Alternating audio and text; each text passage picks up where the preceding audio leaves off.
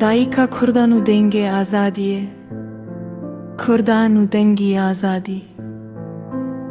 دانیێل لە متڕانجنا سەرۆک کۆمارێ فرانسەیە و دۆستێکی مزنە کوردان بوو.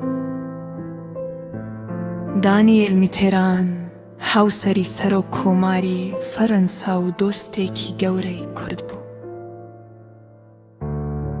کوردان ji ber dilovaniya wê navê dayîka Kurdan lêkirin. Kurdan bi hoî mîhrebaniyekeyê we navî dayikî Kurdan yan lêna. Ew her tim li dijî zulmê derdike û alîkariya pinaberan dikir. Ew hemîşe dijî zulm dewestayewe û yarmetî penaberanî deda. دانیێل هەت کوردستانê û bi germî het pêşwazî kirin. دانیێل هاتە کوردستان û bi germî pêşwazî lêkira. Wê bi dilekî mizin gundên şewîtî dîtin û bi zerokan regirî.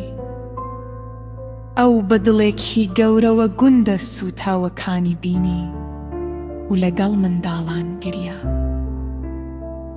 Ji bo parastina çand û zimanî Kurdî li Parîsê gelek xebat kirin. Ew bo parastinî kultûr û zimanî Kurdî li Parîs zor karî kird. Daniyêl nîşan da ku mirovatî û edalet ji her tiştî giringtirin. Daniyêl pîşanî da ke mirovayetî û dadperwerî li hemû ştêk giringtirin. Heta roja mirina xwe wê qid destê xwe ji destê Kurdan berneda.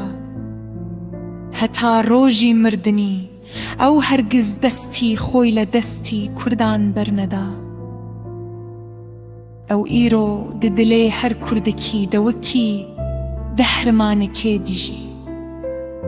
Ew emro li dilî her Kurdêk da wek palewanêk dejî. Werin em bi xwendina çîroka wê rêza xwe nîşanî keda wê bidin.